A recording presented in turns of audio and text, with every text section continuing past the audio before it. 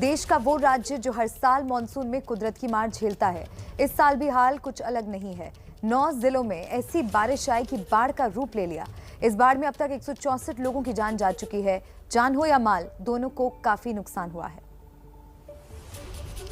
बाढ़ का असर कैसा है देखिए। इस समय हाईवे के ठीक बगल में समय मौजूद है। जलमग्न कार दिखाई दे रही है आपको।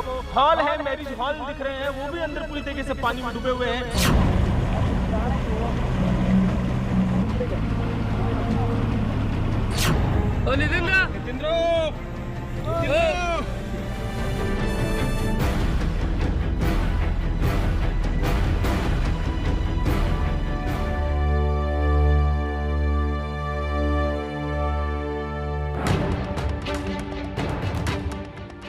साल बदलता है, तारीख बदलती है, लेकिन महाराष्ट्र की तकदीर और तस्वीर नहीं बदलती। कहीं सड़कें दरक गई, कहीं शहरों के बीचों बीच नाव चलने लगी। जिस घर को बेहद प्यार से संजोया गया था, उसे कुदरत ने किसी तिनके की तरह पल भर में ध्वस्त कर दिया। इंसानों ने प्रकृति से छेड़छाड़ की। जहां नदियों का हक था, वहां अपने घर बना लिए, और जब कुदरत ने इस अतिक्रमण का बदला लिया तो इंसान त्राहिमाम कर उठा। ये तस्वीरें सांगली की हैं, जहां कृष्णा नदी उफान पर है। 4 दिन पहले यहां 55 फीट पानी भरा हुआ था। अब ये कम होकर 52 फीट हो गया है, लेकिन खतरा अभी टला नहीं है। तस्वीरें कैमरामैन जितेंद्र आपको दिखाएंगे। जो पानी की रफ्तार है, आप देख सकते हैं कि बहुत ज्यादा पानी की रफ्तार है, और पानी का जो लेवल है कृष्णा नदी का वो भी बढ़ गया है, जलस्तर बढ़ा हुआ है। यही वजह है कि पानी अभी नहीं निकल पा रहा है। गनीमत सिर्फ ये है कि बारिश नहीं हो रही है। अगर बारिश होना शुरू हो जाएगी तो पानी नहीं निकलेगा, और जो स्थिति बनी हुई है सांगली के अंदर वो स्थिति बनी रहेगी। और ये देखिए तस्वीरें, ये भी मंदिर ही है। मंदिर पूरा डूब चुका है। इसके अलावा अब हम ब्रिज के नीचे से क्रॉस करेंगे यहाँ पर, और यहाँ पर ये मार्किंग की हुई है। आप आगे अगर हम निकलेंगे यहाँ से तो मार्किंग कैमरामैन जितेंद्र आपको दिखाएंगे। देखिए ये लेवल यहाँ पर जो है बताया हुआ है पानी का। ये भी कितना फीट में है पानी? अभी 52.5 फीट है। अभी नीचे नीचे डाउन हो रहा है। अब सुबह शायद 54 फीट था। अभी 2 फीट नीचे आ गया। इस तार को देखिए, बिजली के खंभे पर बंधा ये वो तार है जो कुछ दिन पहले तक आसमान छूता था, लेकिन आज ये तार पानी में डूब गए हैं। संवाददाता मनोज वर्मा नाव के सहारे आगे बढ़े तो जल समाधि लिए पेड़ पौधों पर भी नजर पड़ी। कृष्णा नदी की जमीन पर अतिक्रमण कर बनाए गए इन मकानों पर भी नजर डालिए। एक वक्त इंसानों ने यहाँ अपने घर बना लिए थे। आज हाल ये है कि इंसानों के रहने के लिए छत का भी सहारा नहीं बचा। रेड जोन में आने वाले इलाकों में 20 फीट पानी भर चुका है। ये जो पूरा इलाका है, स्थानीय लोगों की माने तो रेड जोन के अंदर आता है। ये जो घर हैं वो कृष्णा नदी की जमीन पर कब्जा करके बनाए गए हैं। ये रेड जोन में आता है पूरा इलाका। ये पूरा रेड जोन में आता है। यहाँ पर 2 जोन है, रेड जोन या येलो जोन। ये पूरा बाढ़ के अंदर आता है। यहाँ पर 30 फीट के बाद ही पानी आता है। और पानी यहाँ पर आपको ज्यादा इसलिए नजर आ रहा होगा क्योंकि ये जो घर हैं वो नदी की जमीन पर बने हुए हैं, और 1 मंजिल से ज्यादा ये डूब चुके हैं। जो पानी इस इलाके में भरता है, वही पानी शहर के अंदरूनी हिस्से में पहुंचता है। इस घर का निचला हिस्सा पानी में डूब चुका है। चारों तरफ भर चुके इस पानी ने इंसान को उसके ही घर में बंधक बनाकर रख दिया है। सांगली के अंदर इस वक्त हम मौजूद हैं। मकान का एक हिस्सा डूब चुका है नीचे का, और पहली मंजिल पर जो लोग हैं उनसे बात करने की कोशिश करते हैं। कितने दिन से आप घर के अंदर बंद है? और इधर 4 दिन हो गए, मैं इधर ही हूँ जी। फैमिली में कौन कौन लोग हैं आपकी? हमारे फैमिली में मेरी माँ है, भाई है, बहन है, हम सब है। क्या दिक्कत परेशानी आ रही है आपको? दिक्कत है, खाने को कुछ नहीं है इधर। पानी बहुत है इधर, लाइट नहीं है। सांगली की मेन मार्केट के शिवाजी चौक का हाल भी अलग नहीं है। एक तरफ शिवाजी महाराज की प्रतिमा पानी के बीच नजर आ रही है। पानी इतना गहरा है कि लोग तैरकर एक छोर से दूसरे छोर जा रहे हैं। घर हो या दुकान, सब कुछ जलमग्न है। जहां सांगली में कृष्णा नदी ने रौद्र रूप दिखाया, वहीं कोल्हापुर की पंचगंगा नदी ने भी इंसानों के घर खुद में समा लिए। शानदार चप्पलों के लिए मशहूर कोल्हापुर में भारी बारिश के बाद नदी ऐसी उफान पर आई कि जिले में तांडव मचाने लगी। अब ये पानी धीरे धीरे कम होने लगा है, लेकिन हालात अब भी खतरनाक हैं। कोल्हापुर में पानी धीरे धीरे कम होने लगा है, लेकिन हालात अब भी भयानक हैं। कोल्हापुर में बाढ़ का असर कैसा है देखिए। इस समय हाईवे के ठीक बगल में इस समय हम मौजूद हैं और बोट, जिन सड़कों पर गाड़ियां चलती थी, चरपहिए चलते थे, वहां पर आज बोट चलती दिखाई देगी। कारण क्या रहा कि जो पंचगंगा नदी थी, लगातार हुई बारिश के बाद पंचगंगा नदी पर पानी चढ़ गया और पानी चढ़ा भी तो कैसा, देखिए ठीक सामने हमारे कार के शोरूम है, ठीक सामने हमारे यहाँ पर आपको होटल दिखाई देंगे और सब जलमग्न है। कल तलक तो पानी इतना था कि ये सब डूबे ही हुए थे पानी में। आज जब पानी कुछ घटा है तो पानी उतरता दिख रहा है। एक नज़र दिखाइए योगेंद्र गुप्ता जी, किस तरीके से जो पीछे का कारशेड है वो पूरी तरीके से अभी भी पानी में डूबा हुआ दिखाई दे रहा है। यहाँ बचाव दल लोगों की जान बचाने की कोशिशों में लगे हुए हैं। कहीं पानी मुसीबत बना है, कहीं कोई तकनीकी परेशानी भी रास्ता रोकने लगती है। यहाँ पानी कितने फीट तक था उसका अंदाजा आपको रेस्क्यू टीम की ये बात सुनकर हो जाएगा। बहुत मुश्किलें आ रही सर।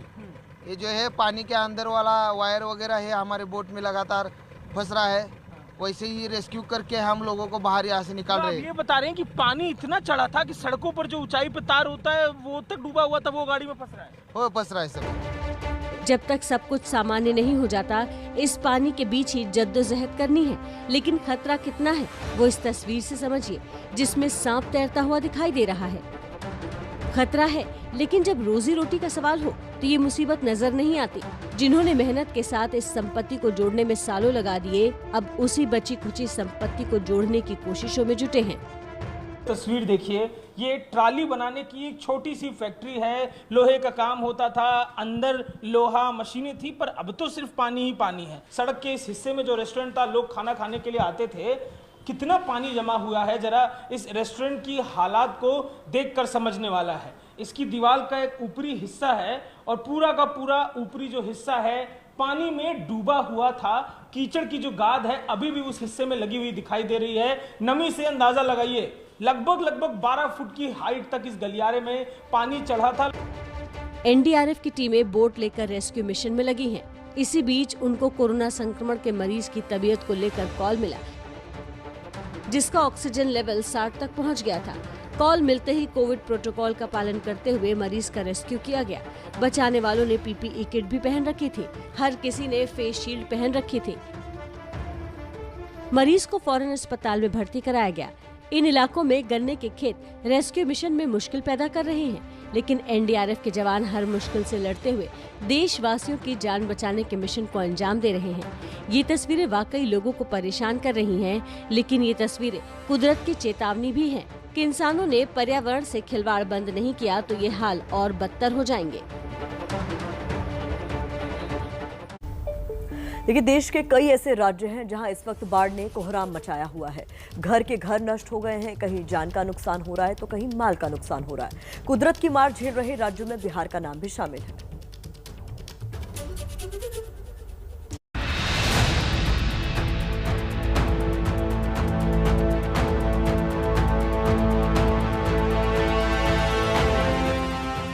ये बिहार के दरभंगा जिले का हाल है, जहां दर्जनों गांव बागमती नदी के उफान के चलते बर्बाद हो गए। इन गांवों में से बाढ़ का पानी अब उतरने लगा है, लेकिन मुश्किलें खत्म नहीं हुई हैं। घरों में पानी भरा हुआ है, लोग सीने तक भरे पानी में डूबे हुए हैं। खेत हो या घर, दोनों में किसी तरह का अंतर नहीं रह गया है, क्योंकि हर जगह पानी ने अतिक्रमण कर लिया है।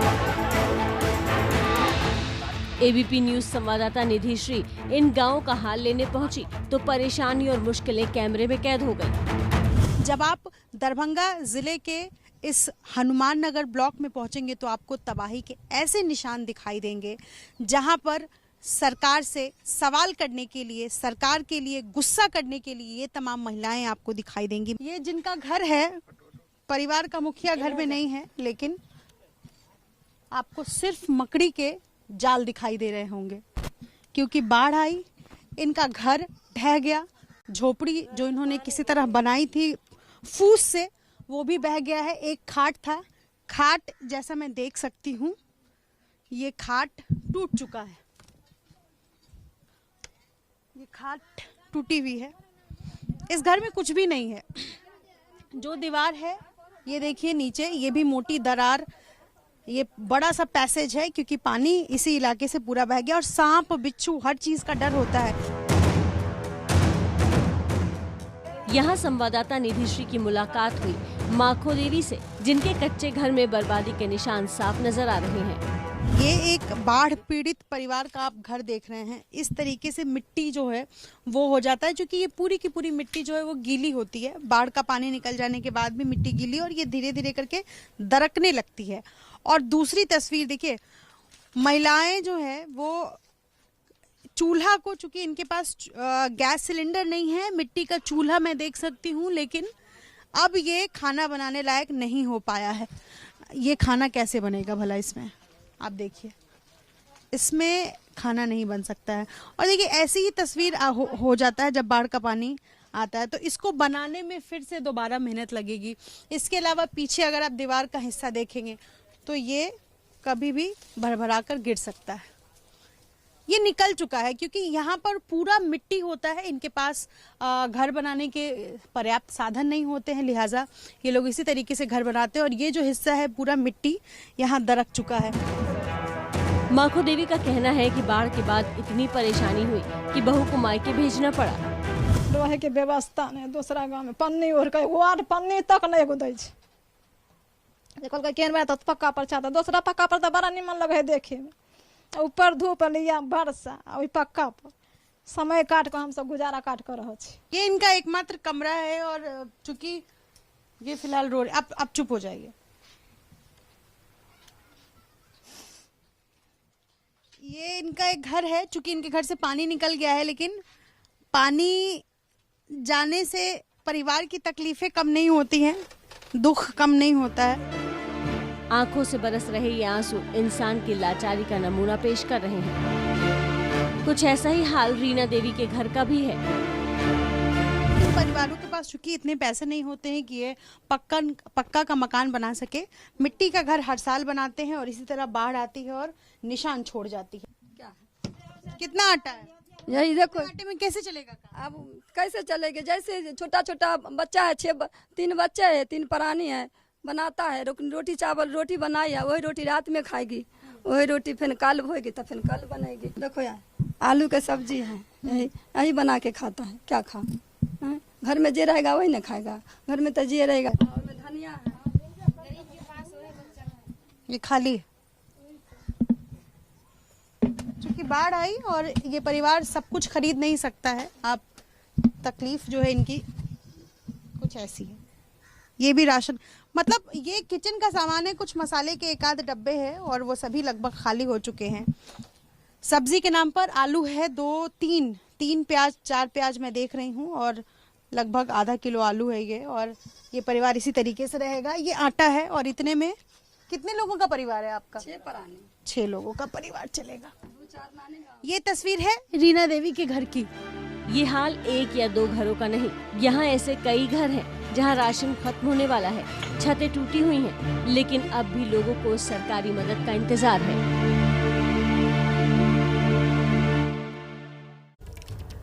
और हमारे साथ जुड़ रही हैं संवाददाता निधि श्री। आइए उनका रुख करते हैं। निधि, आपकी जो रिपोर्ट अभी हमने देखी और दर्शकों को दिखाई, वो वाकई बहुत विचलित करने वाली है। रीना देवी जिन हालातों में जी रही हैं, क्या वाकई कुदरत को इसके लिए जिम्मेदार माना जाए? कौन है इनकी बदहाली के लिए जिम्मेदार?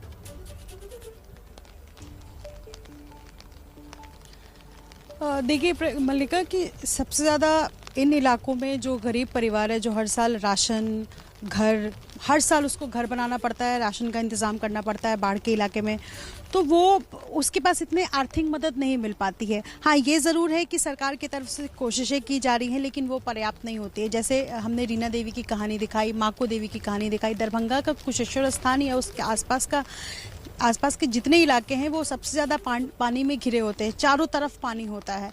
ऐसे में प्रशासन का कोई अधिकारी या कोई वहाँ तक पहुँच भी नहीं पाता, और उस इलाके में तो नाव तक लोगों को इंतज़ाम नहीं किया गया है। लोग खुद से छोटी नावें बनाकर एक जगह से दूसरी जगह जाते हैं। तो मैं ये पूरी तरह नहीं कह सकती कि प्रशासन की ही गलती है। कई बार ऐसा होता है कि वहाँ तक जानकारी नहीं पहुँच पाती, लेकिन ये ज़रूर है कि एक जिम्मेदारी के तहत एक एक घर कहाँ कहाँ कौन कौन लोग फंसे हुए हैं, ना सिर्फ उनको रेस्क्यू कराने भर तक, बल्कि उनको क्या खाने पीने की सरकारी मदद पहुँच पाई है, क्या कुछ इंतज़ाम हो पाया है, ये ज़रूर किया जा सकता है, और उसमें कमी जो है वो देखी जा रही है। निधि, आप तो सही बात कह रही हैं कि क्या कुछ किया जा सकता है, लेकिन किया हमेशा यही जाता है कि ज़मीन की बदहाली को समझने के लिए हवाई दौरा किया जाता है।